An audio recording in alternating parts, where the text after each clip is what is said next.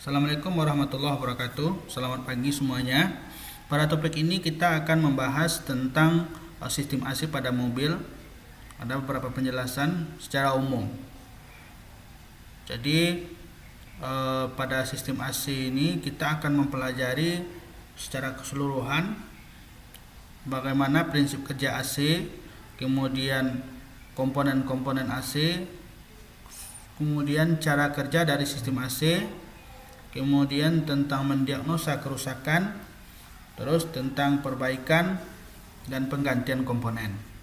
Untuk yang pertama, kita pahami dulu kenapa sistem AC ini dibutuhkan pada sebuah kendaraan, terutama mobil penumpang. Kenapa? Ini hal yang sangat mendasar. Padahal dengan penambahan suatu sistem pada kendaraan itu akan memberikan atau berkontribusi beban atau penurunan efisiensi dari kinerja sebuah mesin. Tapi AC ini sangat dibutuhkan.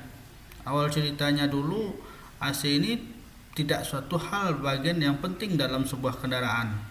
Kemudian dengan jalannya waktu dan berkembangnya teknologi dan efisiensi mesin sudah baik, bahwa ini menjadi sebuah kebutuhan yang sangat tidak bisa dilepaskan dari sebuah kendaraan, terutama mobil. Ada beberapa alasan kenapa sistem AC ini sangat dibutuhkan. Yang pertama, bagaimanapun kendaraan menjadi bagian dari kehidupan dan durasi atau kebutuhan manusia terhadap kendaraan ini sudah sangat penting. Maka inginkan atau diharapkan kendaraan itu bagaimana yang nyaman, terutama dari suasana kabin. Maka AC ini adalah salah satu solusi untuk menghadirkan kenyamanan pada sebuah kendaraan, terutama dari segi temperatur. Air conditioner atau sistem pengondisian udara ini sebenarnya yang paling banyak kita lihat di daerah tropis seperti di Indonesia. Ini hanya dilengkapi sebagai penurun temperatur.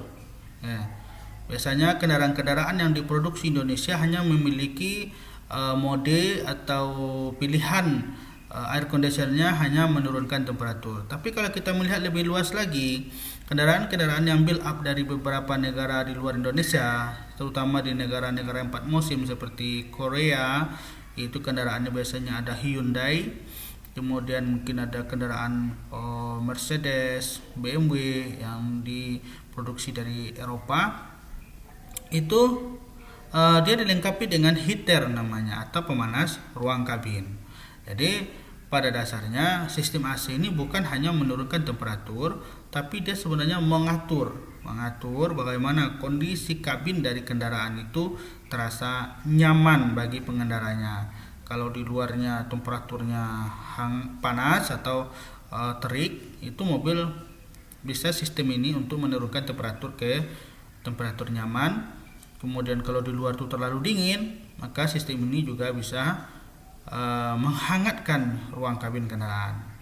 Jadi itu. Oke.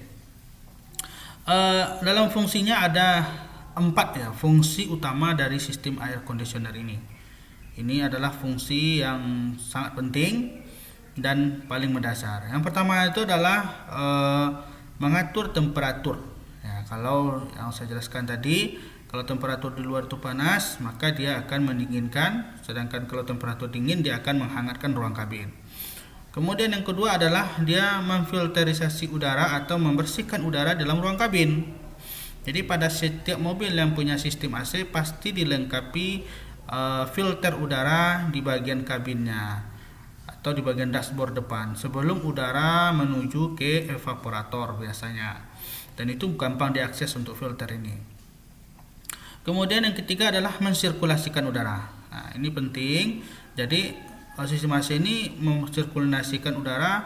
Biasanya kan mobil-mobil yang lama atau di bawah tahun 2005 itu dia hanya dilengkapi dengan single blower di bagian depannya saja, atau di depan sopir ada dashboard. Situ hanya satu-satunya tempat udara dingin keluar. Tapi dengan berkembangnya teknologi hari ini dan mobil juga sudah dilengkapi dengan double blower. Jadi bagi penumpang baris kedua juga sudah ada kisi-kisi ya, tempat udara segar keluar, dan bahkan ada juga yang triple blower. Dan sekarang sistem AC ini sudah lebih canggih lagi.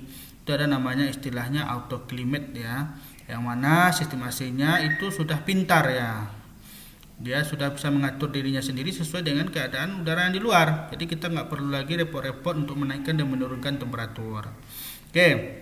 Kemudian yang keempat ini tidak banyak ya, tapi ada mungkin di beberapa sistem AC yang ada pada mobil, itu menjaga kelembaban udara. Yang mana udara yang dihasilkan atau keluar dari evaporator itu dari sistem AC itu biasanya akan turun kelembabannya karena di sana terjadi proses evaporasi. Yang mana uap air tadi dia berubah menjadi cairan dan udara yang keluar dari evaporator itu menjadi lebih kering. Maka biasanya ada juga simulasi yang dilengkapi dengan menyemprotkan ya sejenis partikel-partikel air ke dalam kabin supaya kelembaban udara itu tetap terjaga.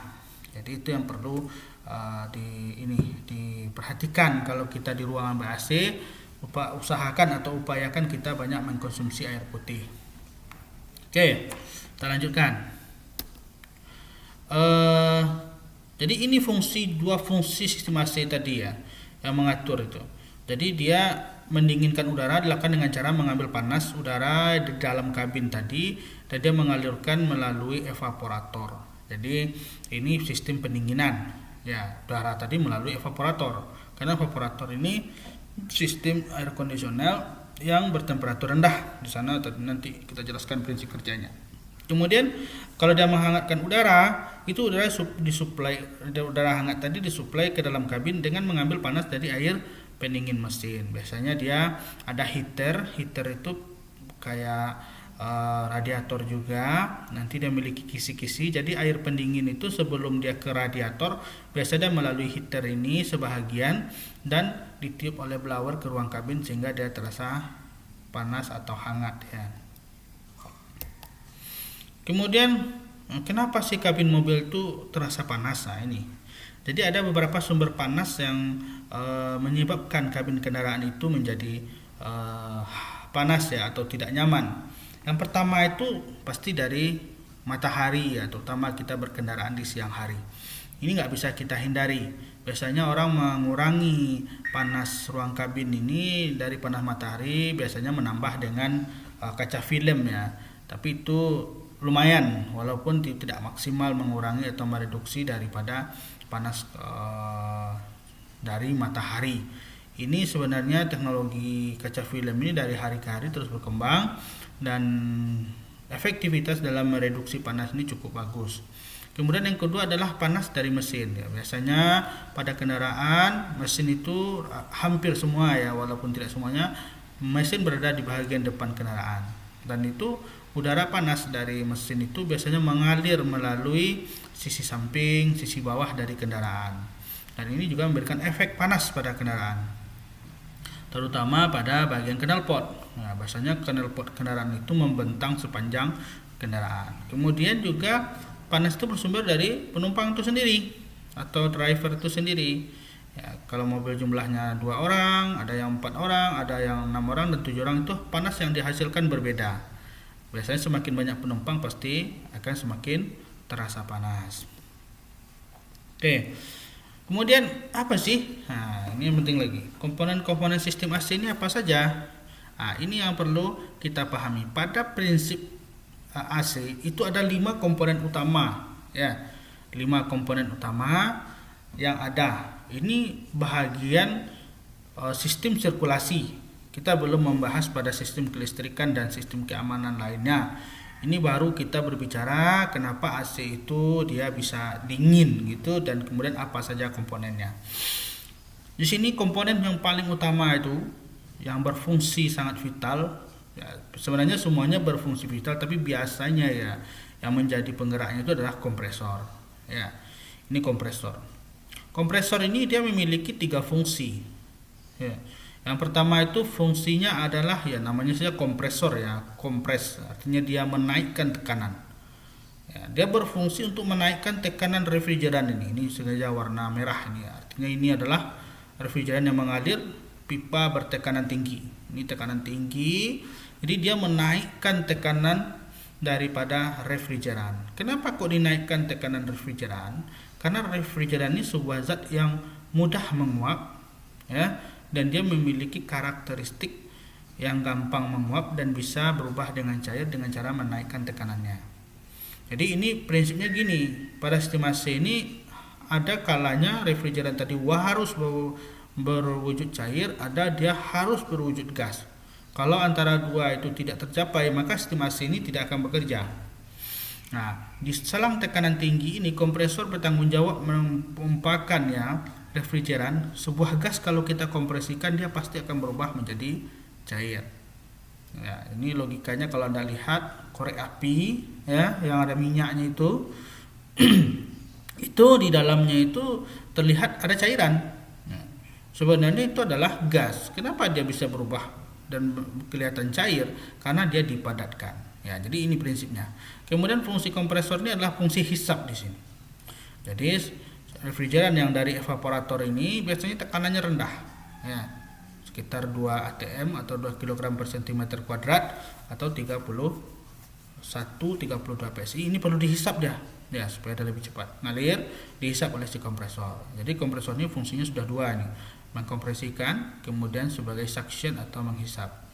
Kemudian dia juga berfungsi sebagai sirkulasi. Jadi kompresor inilah komponen yang utama mensirkulasikan semua refrigeran yang mengalir pada sistem AC. Jadi 3 tadi. Oke.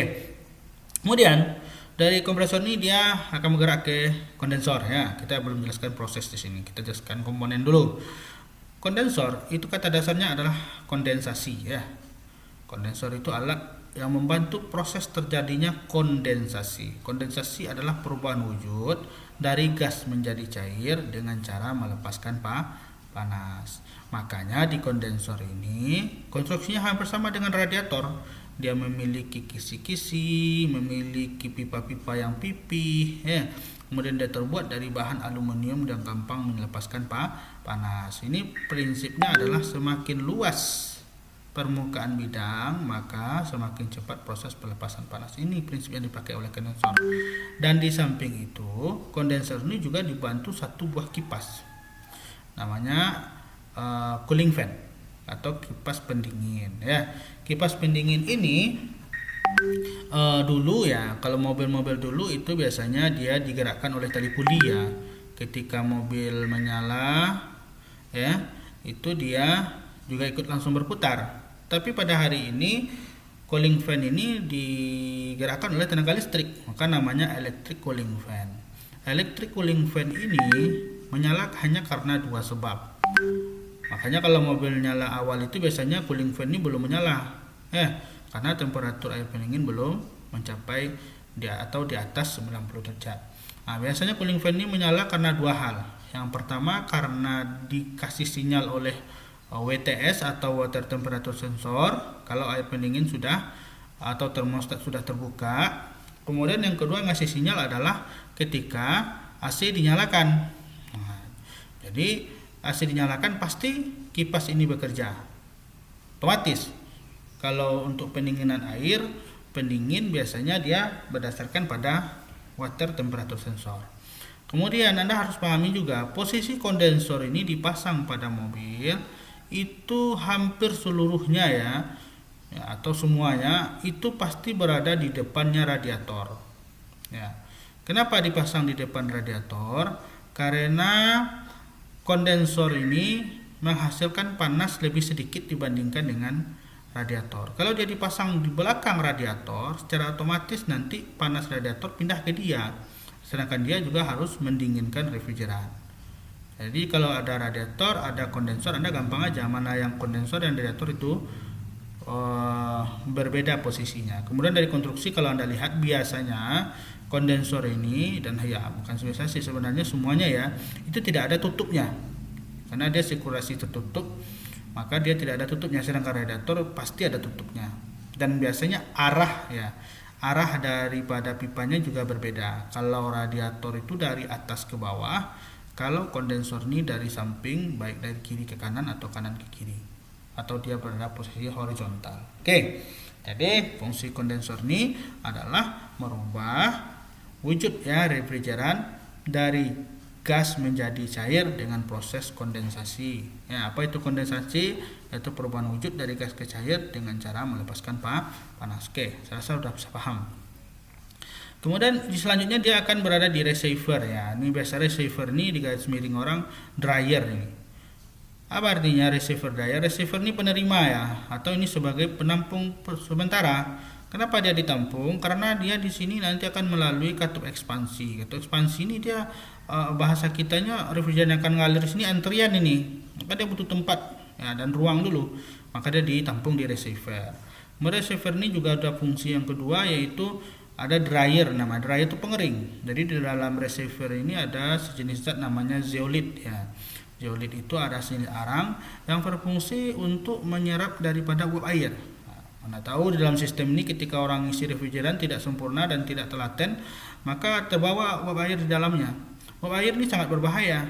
Ya, kalau ada uap air di dalam sistem AC, biasanya dia di katup ekspansi ini nanti akan membeku dia, sehingga dia menyumbat. Ya, terjadi penyumbatan karena di katup ekspansi ini bisa temperatur 0 derajat atau di bawah 0 derajat. Ya, makanya itu sangat berbahaya. Makanya di receiver dryer ini ada zeolit untuk menyerap ya, mengabsorb ya daripada ini uap air. Kemudian di sini juga ada filter. Jadi receiver dryer juga berfungsi sebagai penyaring kotoran-kotoran yang ada dalam sistem. Nah, tahu di selang-selang ini ada bagian-bagian yang sudah terlepas karena ini selang ini adalah selang karet ya. Kemudian ada bagian-bagian yang lain. Nah, kemudian di sini ada bagian atasnya, kalau Anda lihat lebih detail komponennya. Di sini ada namanya side glass. Side glass ini berfungsi untuk mengintip ya, untuk melihat jumlah daripada refrigeran. Jadi kita bisa melihat atau mengobservasi awal kalau AC kita nggak dingin itu ada nggak refrigeran di dalamnya. Ya, ini dia ada beberapa indikator bening dan berbuih. Ya, dia ada 3. Kalau dia berbuih banyak, itu indikasinya adalah kemungkinan refrigeran ini di dalam sistem kurang. Kemudian kalau dia berbuih tapi sesekali buihnya, itu dia pas. Ya, makanya estimasinya juga nggak boleh banyak ini refrigerannya. Ya, jangan terlalu penuh. Kalau dia terlalu penuh, dia menjadi kompresornya kerjanya berat dan AC-nya pasti tidak dingin. Ya, kemudian yang ketiga itu indikatornya adalah bending. Kalau bending itu dia ada 2. Kalau orang ngisi refrigeran dari awal sampai akhir, tahu-tahunya dia pas ngisi udah bening warnanya, itu berkemungkinan terlalu banyak. Atau kalau AC-nya nggak nyala sama sekali, kemudian isinya bening, itu refrigerannya sudah kosong. Oke, kita lanjut. Dari receiver ini ada komponen adalah katup ekspansi atau expansion valve. Nama saya ekspansi ya. Ekspansi itu pengembang ya. Di sini akan terjadi perubahan. Apa yang berubah di sini? Yaitu adalah tekanan. Ya, dari tekanan tinggi, ini masih warna merah tadi, di kompresor tekanan tinggi, kondensor tekanan tinggi, receiver dryer tekanan tinggi, dan di katup ekspansi masuknya tekanan tinggi, keluarnya tekanan rendah. Ya, di katup ekspansi ini merubah tekanan tinggi menjadi tekanan rendah. Kemudian dia juga akan membantu proses penguapan daripada refrigeran dengan cara merubah wujud refrigeran dari cair menjadi kabutan. Jadi sini ada orifice atau lubang-lubang kecil, sehingga refrigeran bertekanan tinggi akan melewati orifice ini dan dia akan disemprotkan atau dikabutkan. Karena dengan mengkabutkan, refrigeran pasti akan lebih cepat menguap. Ya, jadi katup ekspansi tadi tujuannya 2 tadi, menurunkan tekanan, kemudian merubah wujud dari cairan menjadi kabutan, belum gas ya, baru kabutan. Kemudian refrigeran yang bertekanan rendah, ya, dan ini temperaturnya mulai turun, ya, temperaturnya turun, ini dia akan mengalir di pipa-pipa yang ada di evaporator. Evaporator ini artinya adalah sebuah tempat terjadinya evaporasi. Ya, evaporasi kata dasarnya vapor ya, atau uap ya, atau gas ya. Nah, dari uap berubah menjadi gas. Jadi di sini terjadi perubahan wujud dari cair atau kabutan menjadi gas dengan cara menyerap panas. Nah, kalau di kondensor tadi melepas panas ya. Kalau di evaporator menyerap panas. Dan di sini wajib hukumnya refrigeran menjadi gas, tidak boleh berubah menjadi cair. Makanya kita tidak boleh mengisi refrigeran terlalu banyak. Kalau refrigeran terlalu banyak, kemudian keluar evaporator masih ada cairan, maka nanti kompresornya yang rusak karena dia mengkompresikan cairan refrigeran. Oke. Di evaporator dulu kita bahas. Di evaporator ini perubahan wujud dari cair menjadi gas itu pasti memerlukan panas. Karena ini yang sesuai dengan prinsip ketika alkohol kita tempelkan di tangan kita. Kenapa terasa dingin? Karena alkohol menguap dan dia menyerap panas yang ada di permukaan kulit. Makanya kulit kita terasa dingin. Evaporator juga demikian. Kenapa evaporator bisa dingin? Karena di dalam pipa evaporator tersebut ada refrigeran yang berubah wujud dari cair menjadi gas. Sehingga dia membutuhkan panas. Sehingga panas yang ada di pipa-pipa evaporator ini akan dia serap. Ya, akan dia serap. Akibatnya apa? Permukaan dari pipa-pipa evaporator ini itu menjadi dingin. Nah, saat yang bersamaan itu di evaporator pasti ada blower. Blower akan meniupkan udara ke celah-celah yang ada pada evaporator ini, sehingga udara yang keluar dari dashboard atau evaporator ini terasa dingin. Kalau Anda lihat secara detail lagi, evaporator ini juga dilengkapi kisi-kisi. Kisi-kisi ini tadi sama. Jadi semakin luas permukaan bidang, dia cepat melepaskan panas dan juga cepat menyerap panas. Kemudian yang paling membedakan adalah, ya, kalau kesamaannya di kondensor ada sirip, di evaporator juga ada sirip. Yang membedakannya adalah di kondensor pipanya pipih-pipih, sedangkan di evaporator pipanya itu bulat dan ukurannya besar. Kenapa? Karena di evaporator ini sudah bertekanan rendah. Itu alasannya, ya. Oke, kemudian itulah penjelasan 5 komponen daripada sistem AC yang paling dasar dan semua sistem AC memilikinya. Ya. Oke, bisa dipahami. Mungkin saya rasa cukup sekian dulu. Terima kasih. Assalamualaikum warahmatullahi wabarakatuh.